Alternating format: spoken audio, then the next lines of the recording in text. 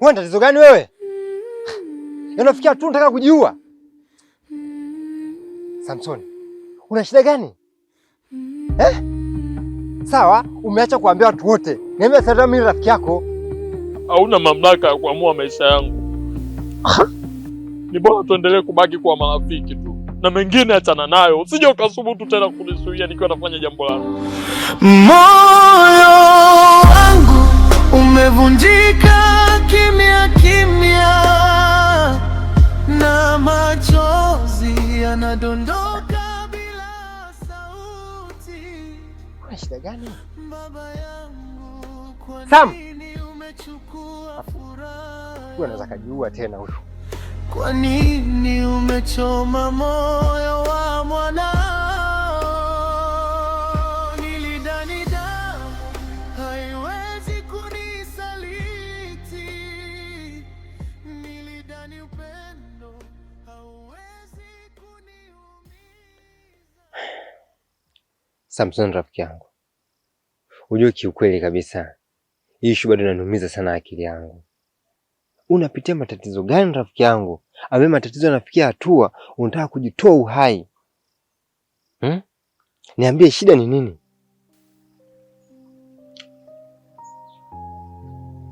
Unajua Kiomba, ni ulimwengu una vitu vingi sana. Na una mambo mengi sana ndani yake. Lakini ikitokea ukaweza, ni bora ukachukua kitu ambacho unakihitaji kisha ukaenda zako. Ningeweza kukwambia rafiki yangu, lakini kwa sababu nikiongea pengine unaweza ukachukia hata ukoo wangu mzima. Na isitoshe,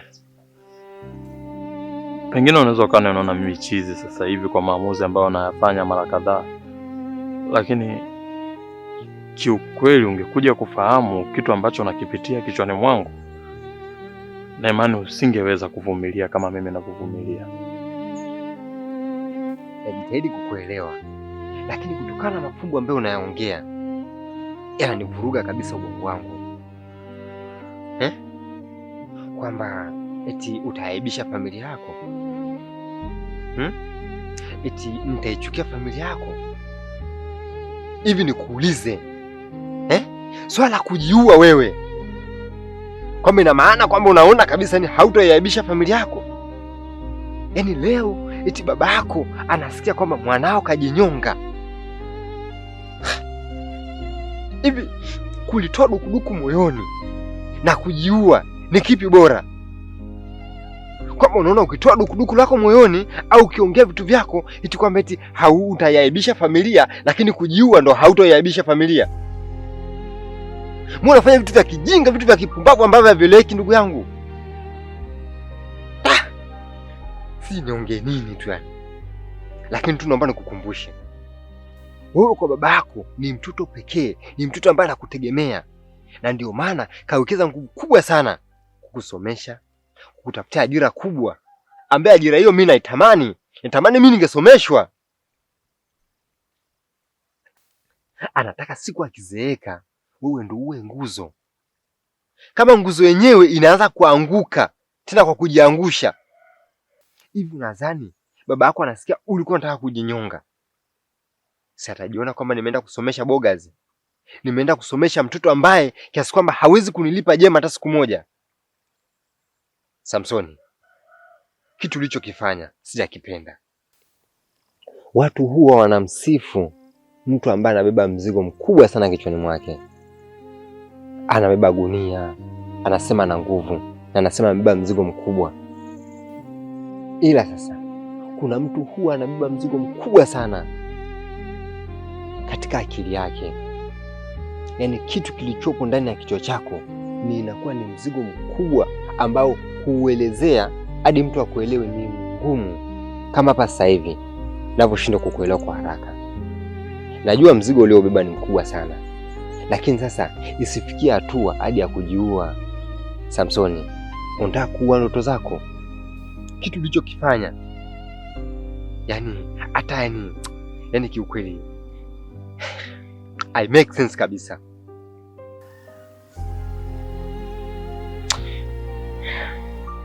Kiomba ndugu yangu, naomba unisamehe sana. Nisamehe sana.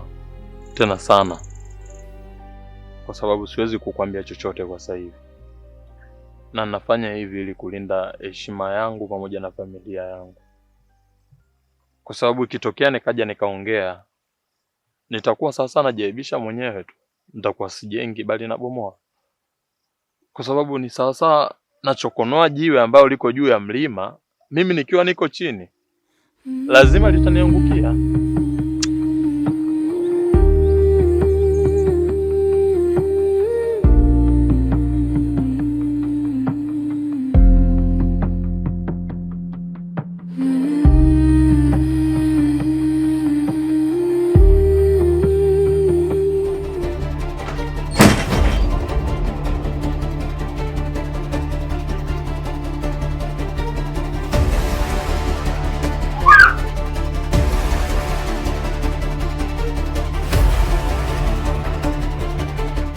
Unanipiga? Nimefanya nini?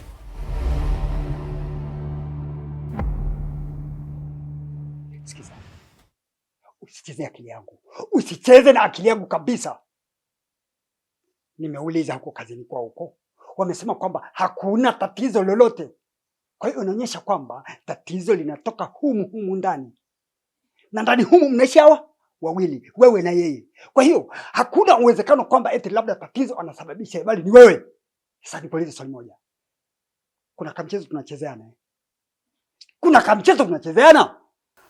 Jamani. Kuna kamchezo tunachezeana humu ndani. Niambie mchezo gani? Jamani. Mimi sijui chochote. Sina nachokijua mimi jamani. Mimi sijui chochote. Na siwezi kufanya hivyo jamani. Naomba unielewe basi. Leo hujui chochote. Leo hujui chochote. Kwa hiyo mimi napopoka, si ndio?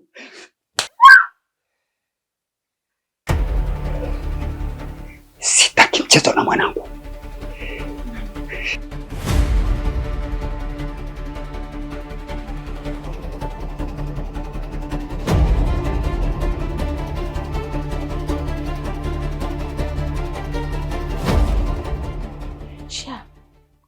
Kwa umeona nikiwa kwetu hautakuwa huru kuninyanyasa. Ukaona uniozeshe kwa mtoto wako ili uweze kuninyanyasa, si ndio? Mtoto wako mwenyewe hapa kaondoka kwa hasira. Hata sijui kaelekea wapi. Alafu na wewe unakuja hapa unaanza kunipiga. Kwani mimi nimekukosea nini? Nimekukosea nini mimi? Nimefanya kosa gani? Ina maana kwamba hayuko huko ndani.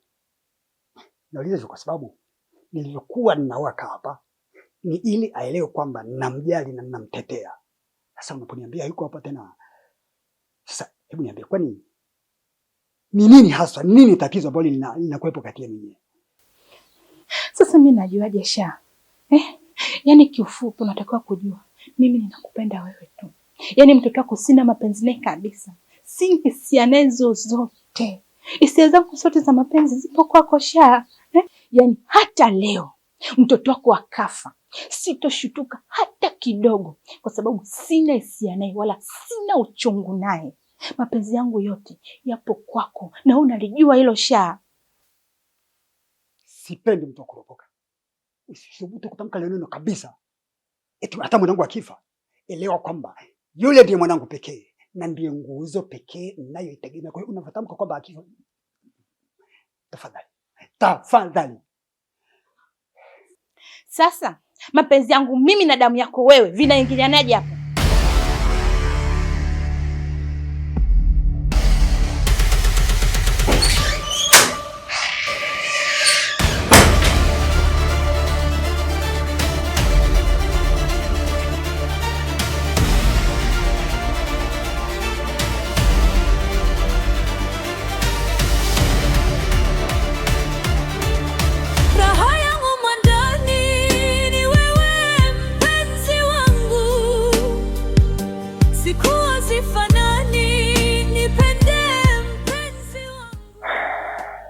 Mke wangu, ujue kiukweli kila nikikaa yanakuwa nakosa amani kabisa,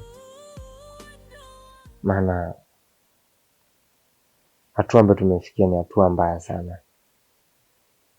Namzungumzia Samson. Yaani hili swala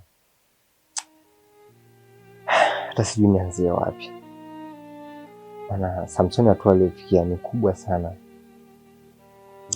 Kwa hiyo mke wangu, sitamani kuwa na kuhusisha kila wakati vitu vya wanaume, lakini inanibidi tuniongee na wewe kwa sababu tunataka tumsaidie. Sasa mimi nataka nikuagize uende kwa Samsoni. Kitu ambacho nataka nikuagize, nataka ukapeleleze kwa rafiki yako Nisha ili tuweze kuyajua mengi yanaendelea pale, kwa sababu Samsoni haongei ukweli, basi Nisha ataongea ukweli. Sawa, nimekuelewa. Nikutoe tu hofu na usiwe na wasiwasi juu yangu, kwa sababu nakupenda sana na siku mbili hizi hauko sawa kabisa. Pia kitu kingine, mimi sipendi kukuona katika hii hali. Kwa hiyo nikuahidi tu nitafanya kama ulivyoniagiza. Hapa kwanza nilikuwa napika. Kwa naomba nimalizie kupika niende kwa Nisha nikafanya kama ulivyoniagiza. Mke wangu, kuna msemo mmoja unasema kwamba haraka haraka haina baraka. Misemo ya wahenga hii. Lakini hao tena wahenga wana msemo wao, mchuzi wa mbwa unywewe ukiwa wa moto. Mke wangu, nikwambie tu, kuna kusubiri na kupoteza muda kwenye hili. Ukisema hadi umalize kupika, itakuwa unapoteza muda. Kama swala la kupika, hata mimi mwenyewe najua kupika. Nitapika mke wangu. Tuliangaikie kwanza hili swala.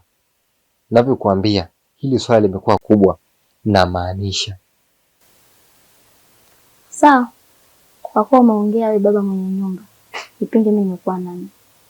Nikuahidi tu nitakuletea mrejesho mzuri. Nitafanya kama ulivyoniagiza.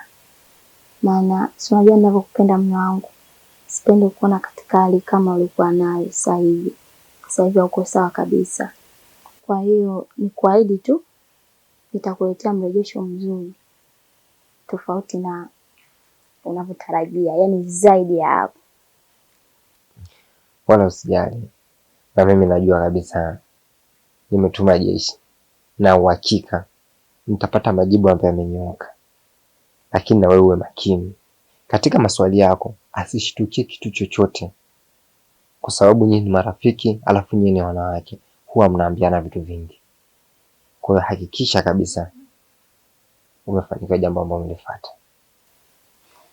Basi sawa mume wangu, nikutoe hofu na wasiwasi kabisa. Nitafanya kama ulivyoniagiza na nitakuletea mrejesho. Ila tu kwa makini, jiko usije kaungua. Najua ninavyokupenda mume wangu. Siku hazifanani, nipende mpenzi wangu, uaminifu na thamani kubwa kwangu. Wendo wangu mwandani, nitunzie siri zangu.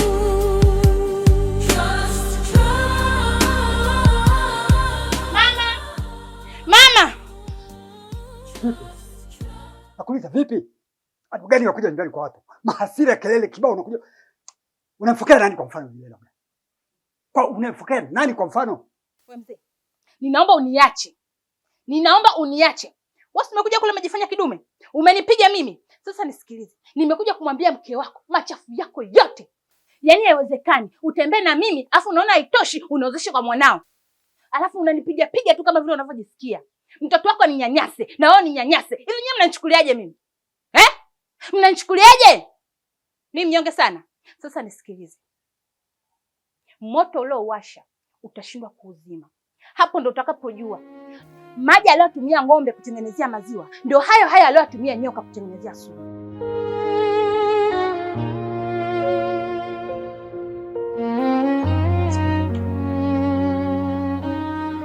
Hayo ni mambo madogo sana alafu yanaongeleka. Nasikia chochote kinachoitwa kosa kinatengenezwa kwa suluhu. Sawa maana huko nakoelekea mwisho wa siku utaniharibia ndoa yangu na mke wangu. Sawa Yaache haya na kuisha. Mke wangu tumetoka mbali sana yule. Na umri ushafikia tena.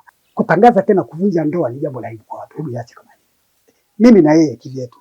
Mimi na wewe kivyetu pia. Wewe nenda. Utajua namna kuyafanya. Madogo na wewe. Hivi wewe mzee, wakati unakuja kunitongoza, ulikuwa unajua kama una mke? Ulikuwa unajua kama umetoka naye mbali? Nisikilize. Lazima nimwambie mke wako kila kitu. Mimi nadhani hujakijua vizuri hiki kichwa. Ungekisoma vizuri ndio unifuate. Unapoambia. Sikiza basi. Unapoambiwa kitu wewe unaambilika. Nakubali kweli nimekosa. Lakini tulipokosana huko ndiko tutakao kusuluhisha huko. Wewe nenda. Mimi nitakutafuta, tutakaa sehemu. Nitakuisha mimi na wewe. Utaliwi. Yaache kama hivyo. Ukitaka ninyamaze, ni lazima ulipie kwa hiki ulichokifanya. Sijui unanielewa? Na utafuata kile ninachokitaka. Na sio unachotaka. Ni kitabu chenye kurasa nyingi mpenzi. Kuna kurasa tamu na kurasa chungu. Usiwe mbali. Angemkuta huyu mwanamke alivyo mdomo kengele, anavyojua kuliwasha, sijui kingeendelea nini. Maskini wewe. Mungu anajua kuepusha. Kwenye samaki anaweka plastiki. Ingekuwa chuma yangena sana.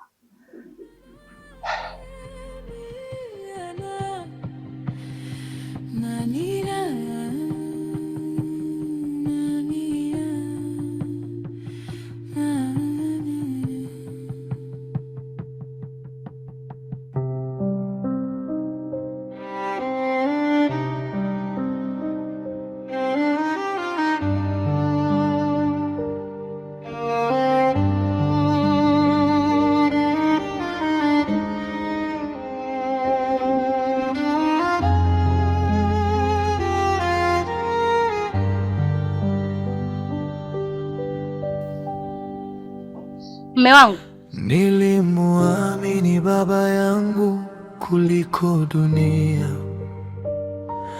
nikampa siri za moyo wangu wote.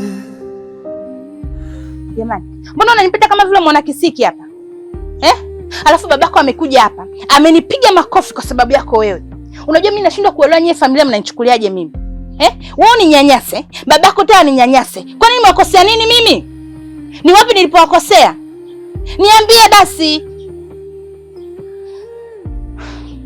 Mume wangu, kama kuna mahali nimekukosea, naomba basi uniambie ili niweze kujua makosa yangu. Lakini kuliko tunavyoishi hivi kama vile maadui, nakosa amani jamani. Sam, niambie basi. Sam. Jamani, kwani huyu ana nini? Ni Mungu.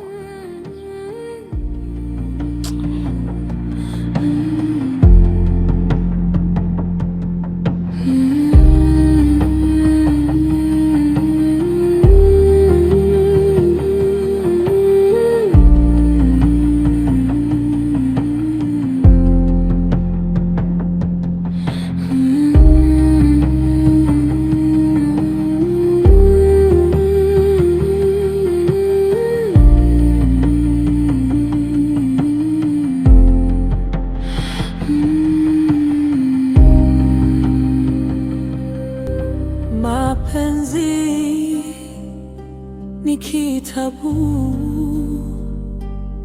chenye kurasa nyingi mpenzi. Kuna kurasa tamu na kurasa chungu. Usiwe mbali, tusome wote.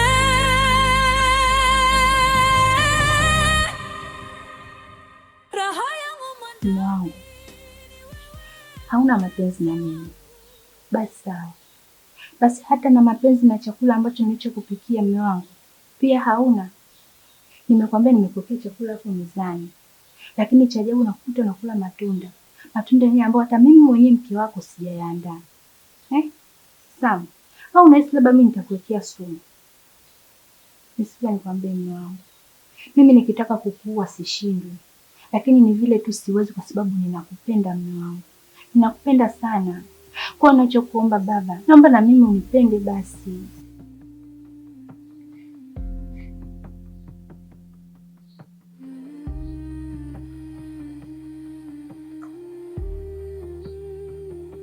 Mapenzi yetu yashaishaga kitambo. Yaani kiufupi amebaki kivuli tu, na hata hicho kivuli chenyewe kinashikiliwa na wazazi pamoja na ndoa ambayo tulifunga kanisani. Kwa hiyo nimeamua kukaa kimya. Hata yale maneno uliyoyaongea pale nje sio kwamba sijayasikia, au sio kwamba siwezi kukujibu, rahasha. Lakini ikitokea siku nikaongea kitu ambacho kipo ndani ya moyo wangu, pengine naweza nikafufua hata makaburi ambayo watu au hata jamii haifai hata kusikia tu wala kusikika hata masikioni mwa binadamu yoyote. Mume wangu, hayo unayosema kwamba hayafai kufukuliwa, mimi ndo natamani uyafukue kusudi niweze kuyajua. Maana hata kaburi ambalo sio la muda mrefu likifukuliwa uoga kimetambulika kilichopo ndani, japokuwa linanuka. Na hilo kaburi likikaa muda mrefu likifukuliwa tunakuta mifupa, na mifupa hiyo inashindwa kujulikana ni binadamu ama ni ya mnyama. Sawa, ninaomba uniambie basi ili niweze kujua. Ni mara 10 ukasema. Please. Nataka niseme, ndio? Sasa nakwambia tu. Nikija nikasema, sio jamii tu, hata ndugu zako wenyewe hawatakuhitaji. Kwa namna ulivyokuwa mshenzi, mpumbavu, mtu usiyekuwa na akili, fadhila, mbwa, shetani. Sijui wewe ni mtu wa aina gani?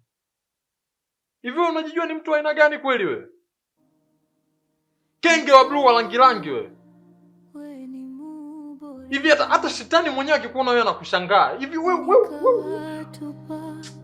Marafiki zangu nikiamini we ni rafiki bora, leo nauliza moyo wangu, nafsi yangu naikera.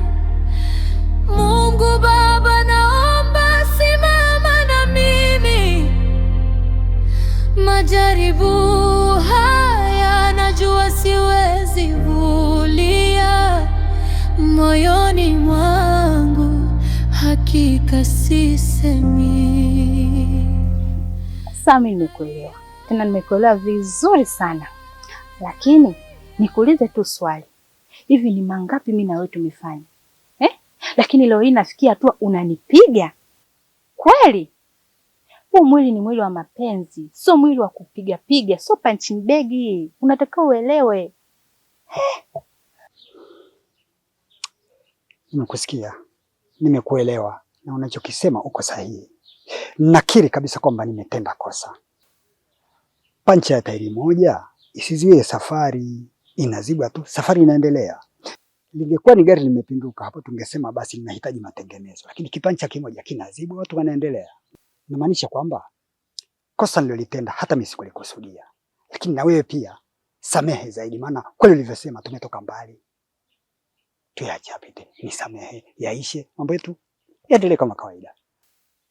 Sasa nisikilize, ukitaka tuendelee mimi na wewe na turudi kama zamani, unachotakiwa kukifanya ni hapa: pesa nini, sasampa. Vinginevyo nitamwambia mwanao kila kitu, na sitaishia kwa mwanao tu, mpaka mke wako ni atajua kwamba wewe mme wake unatembea na mimi mkweo. Upo? Sitanii wala sichekeshi. Au unabisha? Unabisha? Tusifike hapo. Nasikia tofautisha hukumu. Yaliyetukana na aliyeua, magereza yao yanatofautishwa hata miaka, unasikia? Hilo kosa tuliite dogo. Huko nakofika ni mbali. Tutaharibu kila kitu. Nakuomba, please. Nishakwambia kwamba hayatarudia tena. Na kama nilo swala la pesa, hata kabla ya hapo una haki ya kupewa sio mpaka itumie kama faini, na hata kama ni faini isifikie katika hukumu unazochukua kumwambia mke wako yule balaa, kile kitanzi. Unataka kipi kiendelee kwangu? Unaweza kanikosa mazima. Rudisha moyo wako nyuma please. Unachotakiwa kukijua, mimi nakupenda sana, ninakupenda mno, na hisia zangu zote zipo kwako. Sasa mimi sipendi univuruge, sipendi unitibue, si unaelewa?